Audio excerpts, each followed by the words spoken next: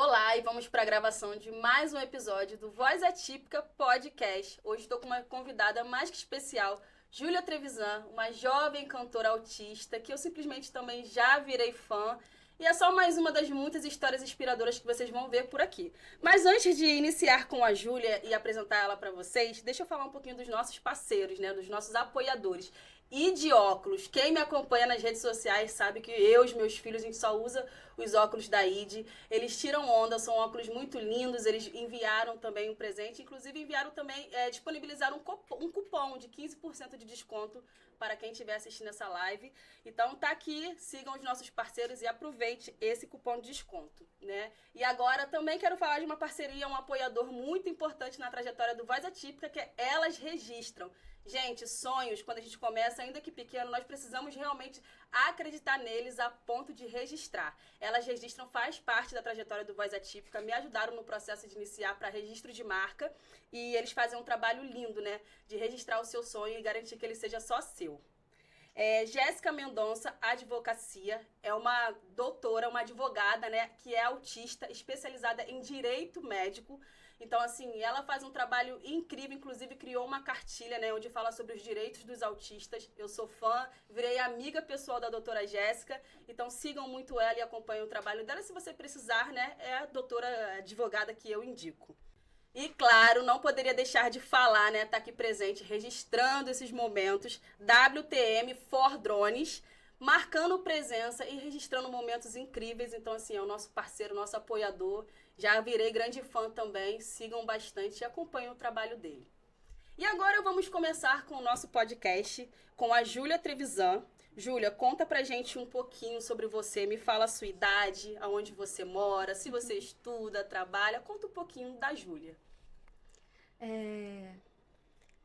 Como você já disse, eu sou a Júlia Trevisan, eu tenho 17 anos de idade. Eu tô na escola ainda, tô no último ano do ensino médio. Mas eu pretendo continuar na carreira da música. Muito bom. Né? E antes da gente começar, né, nessa questão da música na sua vida, eu queria saber se você se lembra, né, se o seu diagnóstico chegou cedo, se seus pais já te contaram, se você foi diagnosticada ainda bem pequeno, já chegou um pouco mais tarde. Então, foi um diagnóstico tardio, mas pro autismo feminino eu acho que foi bem cedo. O meu diagnóstico veio quando eu tinha 9 anos, por aí.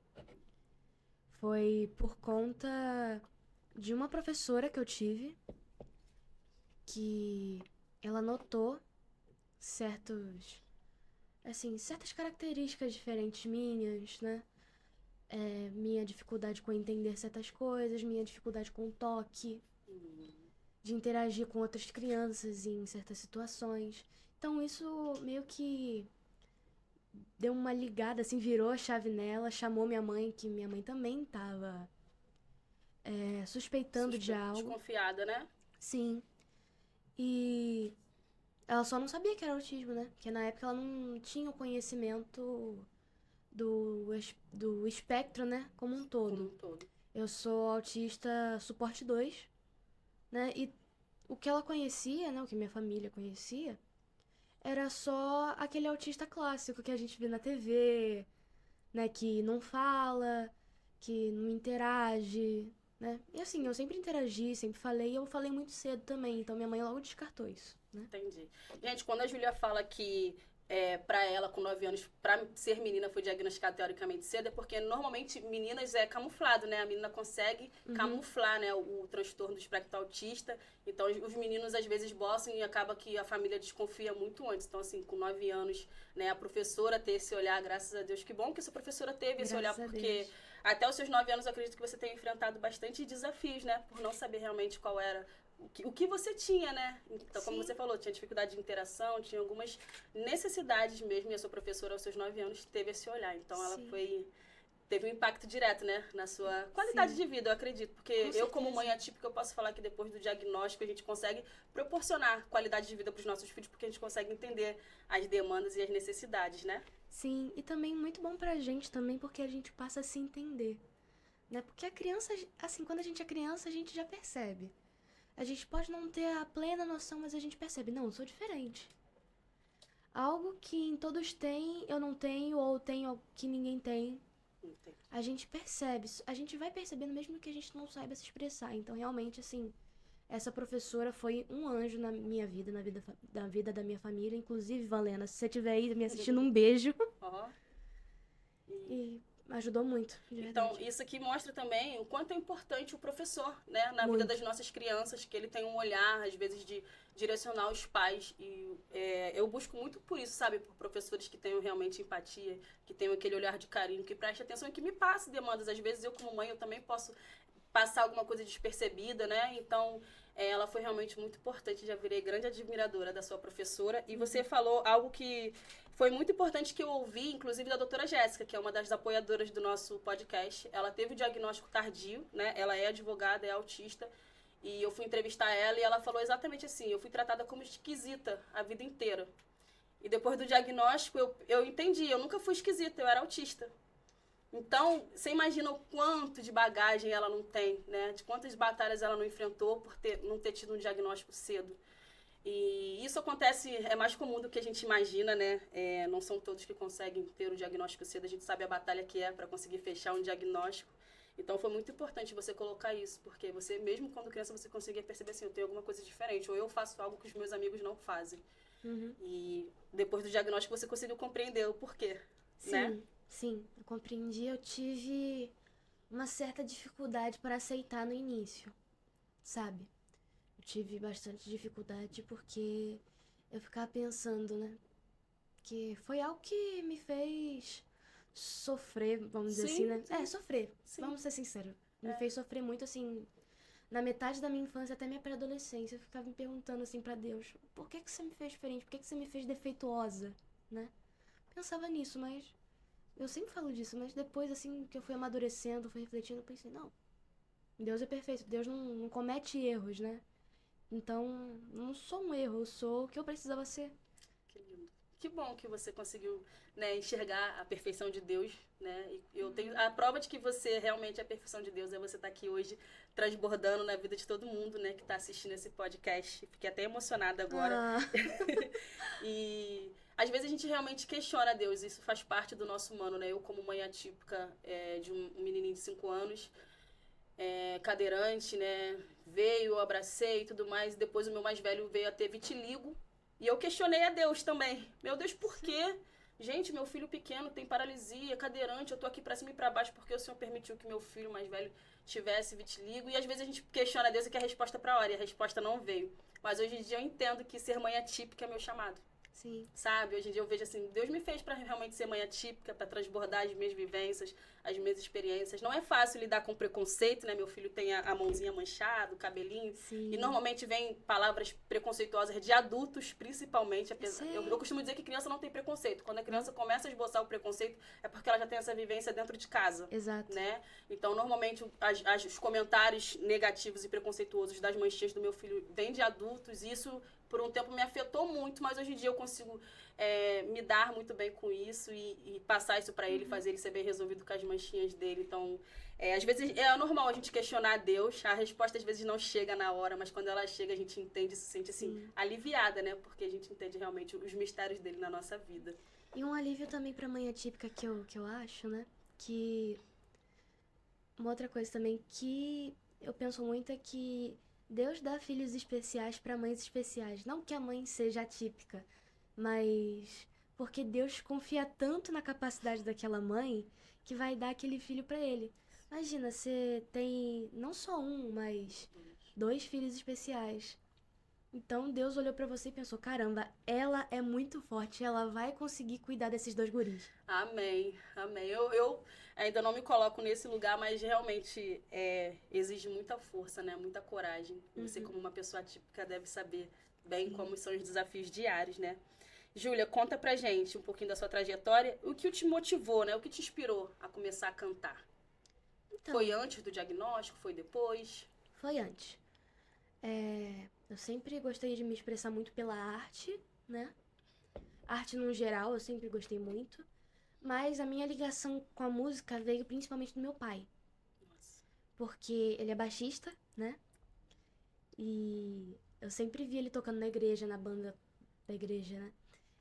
E eu ficava lá olhando, eu ficava admirada pensava, Imagino. caramba, eu quero ser igual meu pai. Que lindo. E um dia, depois da minha festa de 15 anos, veio uma oportunidade pra eu gravar uma música. Porque, como eu entrei, a entrada dos meus 15 anos eu entrei cantando, tinha um dos amigos do meu pai, que é o diácono Alberto Araújo, inclusive um beijo pra você também, diácono Sabenço, se estiver aí. E ele me ouviu cantando, virou pro meu pai e falou, olha, tem tal produtor, a gente consegue marcar pra fazer tal quantidade de músicas, a gente vai, grava, faz um clipe e lança. E eu Uau. topei na hora. E assim, graças a Deus tomou uma magnitude que nem eu não esperava e alcançou muita gente, eu fiquei muito feliz com É isso. sobre o propósito, né? O propósito a Uhum. gente não entende como ele acontece, mas quando acontece a gente entende assim, foi a misericórdia do Senhor, Foi. né? E é muito lindo. Então, essa foi a sua primeira experiência cantando em público? Que você se lembre? Minha primeira experiência cantando em público, eu me recordo que eu era bem pequenininha, mas era tipo num coral. Mas assim, a minha primeira vez de cantar em público mesmo realmente foi, acho que foi mesmo nos meus 15 anos, assim, eu sozinha, sabe? Sim. Sem o apoio, assim, de outras vozes. Vozes. Pelo menos que eu me lembro, eu acho que foi. E como foi essa experiência pra você nos seus 15 anos, né? Eu acho que um turbilhão de emoções, acredito eu. Uhum. Mas no final, assim, se você pudesse falar pra essa Júlia de 2 anos, 3 anos, quase 3 anos atrás, né? Não sei, eu não sou boa de matemática. Quase 3. Você vai Sim. completar 18. O Sim. que você falaria pra essa Júlia que entrou pela primeira vez cantando sem o apoio de outras vozes? Hoje em dia, olhando, analisando. Que ela é muito mais forte do que ela pensava. Muito mais capaz do que ela imaginava ser. Que lindo. Muito bom, muito bom. E me conta um pouquinho como que você se prepara quando você vai se apresentar? Tem algum tipo de relaxa, se isola? Como é que você faz? Então, depende também de como eu vou, onde eu vou me apresentar, em que lugar que eu vou me apresentar. Se eu vou ir cantar na missa, se eu vou ir cantar na igreja, eu já tô mais relaxada porque, assim, pra mim, Já é um ambiente natural, né? a minha igreja é minha segunda casa, sabe? Então, assim, Lindo. então, Melhor assim, casa do mundo, né? melhor de todas. Casa do Senhor, muito bom. E, então, assim, eu já tô mais à vontade lá. Mas, claro, eu sempre faço os meus aquecimentos, aqueço a voz, aqueço o corpo, né? E uma coisa que eu sempre faço antes de cantar em qualquer lugar é rezar. De verdade. Faço a invocação do Espírito Santo, rezo uma Ave Maria, um Santo Anjo e simbora. Amém. É confiar ao Senhor todos os nossos passos, né? Isso é muito importante. Me fala um pouquinho, como que o autismo ele impacta a sua experiência na música? Então, Ou você não acha que tem nenhum tipo de impacto, de forma positiva ou negativa? eu acho que tem um impacto, assim, tem tanto impacto positivo e negativo. Sim. Vou começar com o ruim, por causa que aí o bom ele fica melhor No depois. final, né? O bom já dá um up, né? Já, Parte ruim é que às vezes se eu vou me apresentar num show ou algo do tipo, né? Eu tenho que me preparar muito psicologicamente antes, né? Às vezes eu vou ir, tipo, falta escola, porque eu tenho que preparar minha cabeça. Aí depois que acaba eu também tenho que ficar meio reclusa. Aí eu fico no meu quarto de olhinho fechado mesmo, ouvindo música, eu fico... Mas uma coisa que é boa é que eu tenho a hipersensibilidade auditiva. Então, às vezes eu percebo coisas que não seriam notadas facilmente na música. Nossa. Então, assim, questão de afinação, pra mim, às vezes acaba sendo mais fácil. Não que, nossa, eu nunca desafino, mas assim, Entendi. acaba sendo mais fácil por eu ter essa sensibilidade. Muito bom, Júlia, muito bom. Quais os desafios que você enfrenta, assim, na sua carreira mesmo na indústria da música? Você acha que tem um desafio, tem algum empecilho? Então, acho que o maior desafio é a atividade, sabe? Que você tem que estar o tempo todo fazendo projeto, o tempo todo lançando música.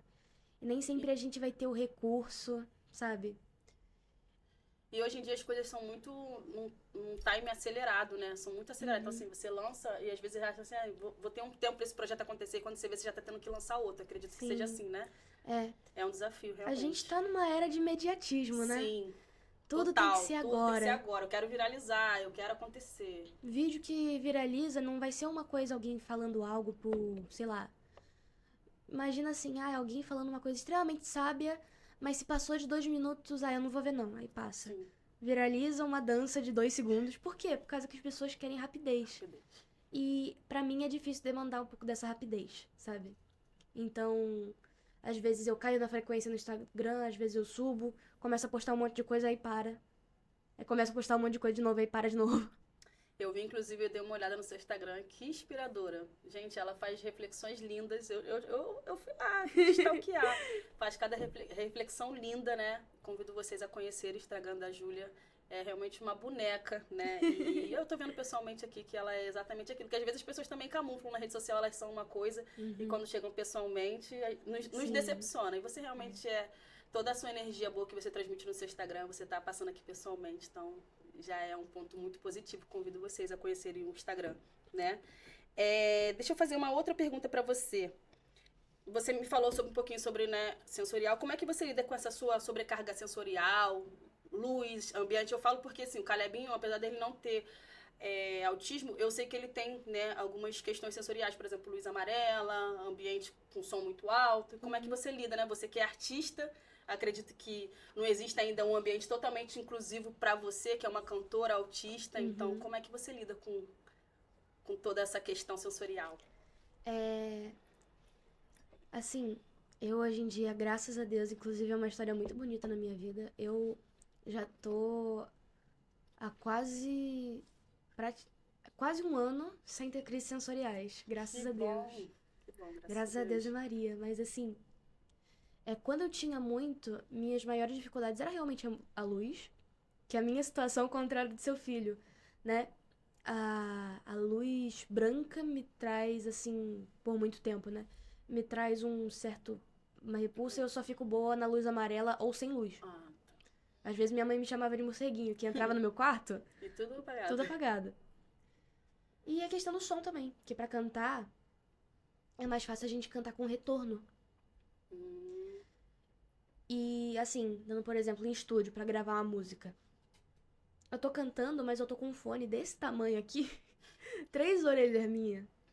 Assim, eu me escutando, assim, minha voz no meu ouvido.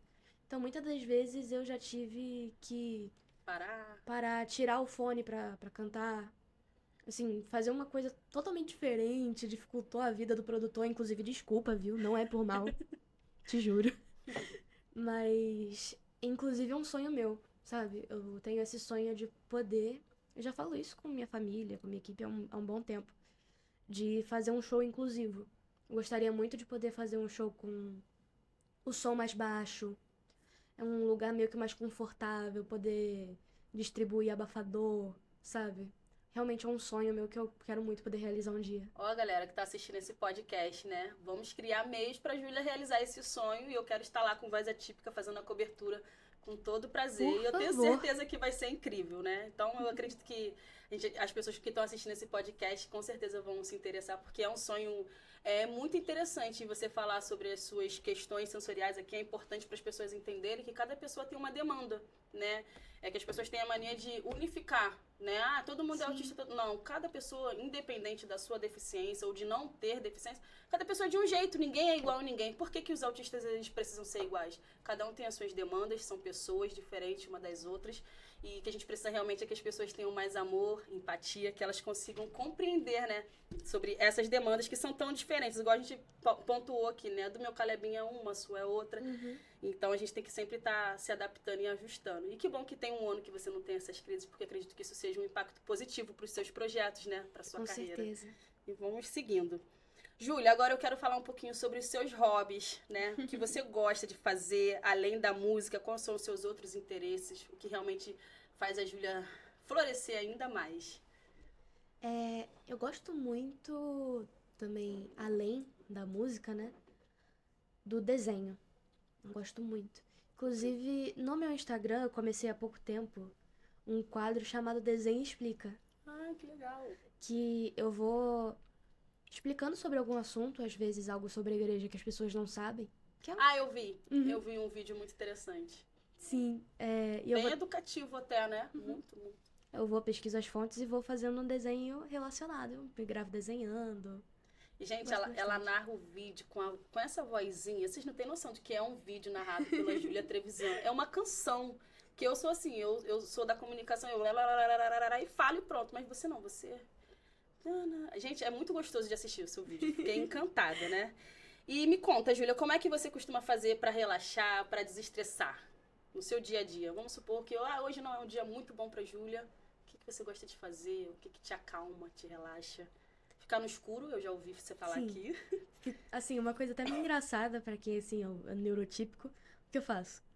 Desligo a luz do meu quarto, deixo só o abajuzinho aceso, coloco o fone no máximo e fico andando de um lado pro outro.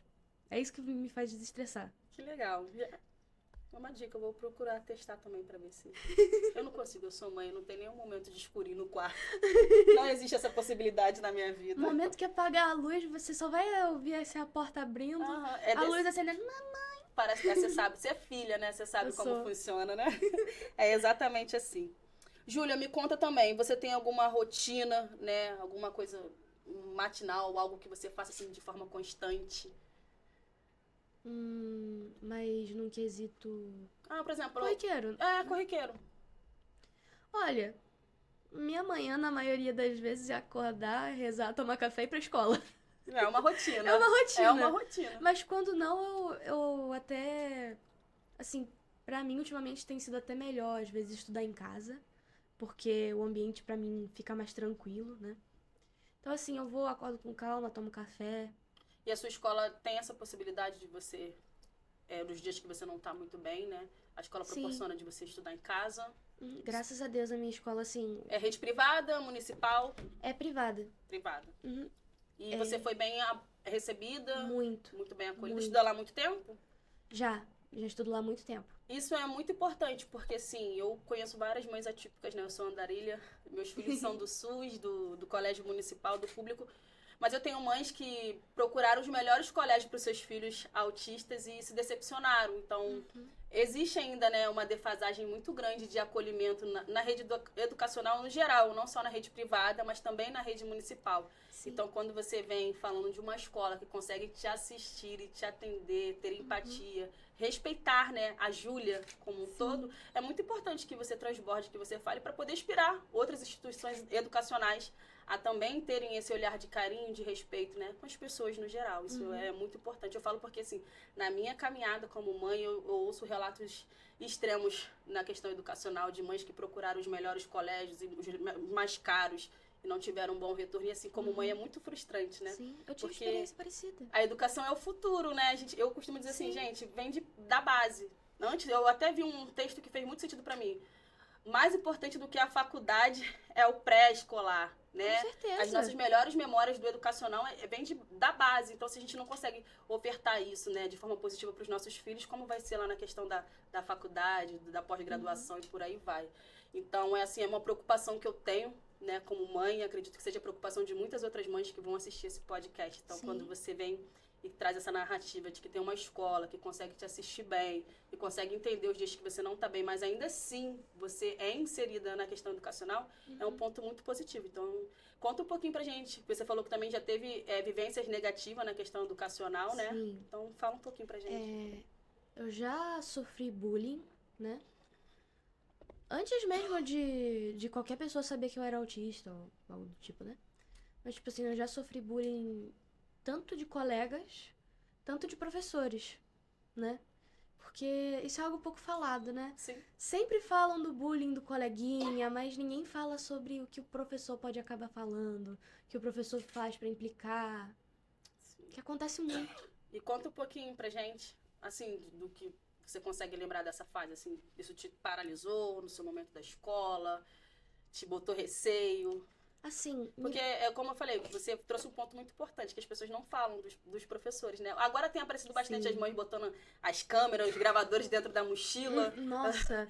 E é mais comum do que a gente possa imaginar, porque eu costumo dizer que o capacitismo, ele vem com uma bagagem de falta de informação, né? Sim. Então, os professores, apesar deles estudarem para estar ali educando, transformando e criando uma geração para o futuro, eles, às vezes, eu percebo como mãe atípica que eles não têm informações eles acabam errando, né, falhando com os nossos filhos, sendo capacitista com os nossos filhos por falta de informação. Sim. Por isso que eu abordo muito esse tema aqui no Voz Atípica, né, sobre a importância da informação, da conscientização, porque é necessário. Existem ainda muitos profissionais em todos os âmbitos, na área médica, na área escolar, que não têm informação suficiente e acabam sendo capacitistas, né, com as nossas crianças. E o capacitismo, eu falei isso num podcast que eu participei, ele tem o poder de nos paralisar. Até a gente florescer de novo, sair... Por muito tempo eu fiquei enclausulado, assim, sabe, sem perspectiva de futuro, porque eu botava o meu filho na creche, passava menos de uma hora, vem buscar. Eu falava, meu filho nunca vai ficar na creche. Aí, por fim, eu desisti de deixar ele na creche. Então, assim, ele perdeu a vivência dele na creche porque eu desisti. Então, isso é mais comum do que a gente imagina. E quando você traz isso à mesa, é muito importante que você fale, porque existe ainda a falta de informação também para os profissionais. Eu acredito que precise ter, né, uma reformulação para você se formar professor, como é que se fala? A professor de apoio, principalmente. Porque Nossa. o que eu percebo é que o professor de apoio, ele chega muitas vezes na escola, ele não sabe o que ele vai encontrar e como ele vai lidar com a criança. Né? Eu sou mãe atípica, eu sei que é cansativo, que nos consome, mas o professor de apoio ele tem que ter um tipo de formação específica para ele entender o que ele vai encontrar, porque às vezes ele fica impactado, ele simplesmente paralisa e a criança fica lá desregulada, gritando, sem realmente ser assistida e sem o mais importante, né, ter acesso à educação. Porque a gente não coloca os nossos filhos para ir para a escola só para passar tempo. Eu coloco meu filho na escola e eu quero que ele aprenda, que ele seja, né, educado. Então, eu acredito que a gente precisa realmente dessa reformulação em todos os âmbitos. É muito importante. Que os profissionais, eu acho que tanto de educação quanto de saúde esquecem é que eles não estão lidando com o autismo. Eles estão lidando com o Joãozinho, de 5 anos, que tem autismo.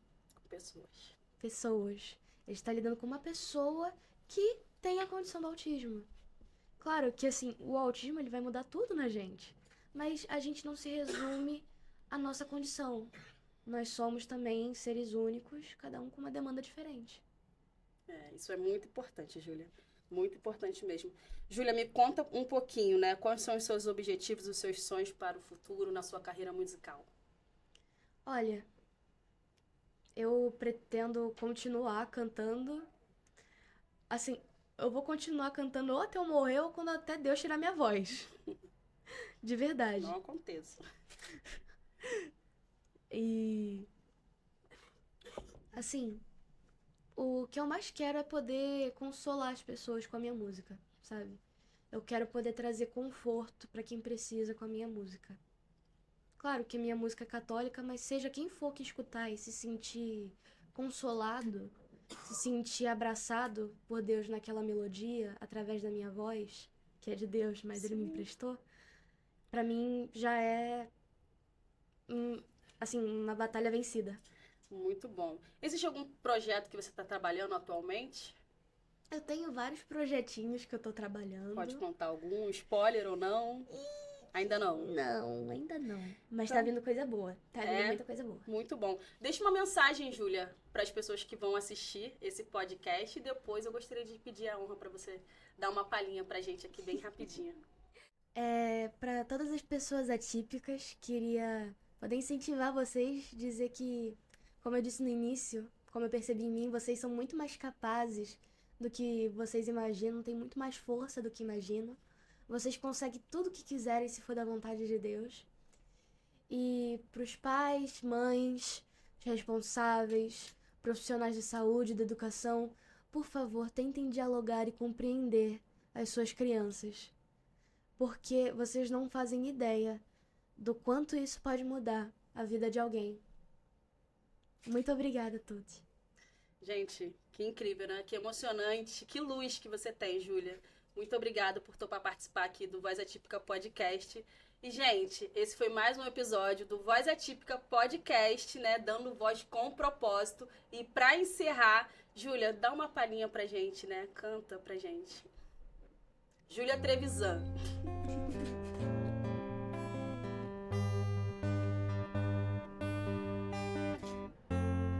Eu prefiro o paraíso, prefiro o teu amor, que não se mede, não se compara, é melhor que tudo, Senhor. Eu prefiro o paraíso.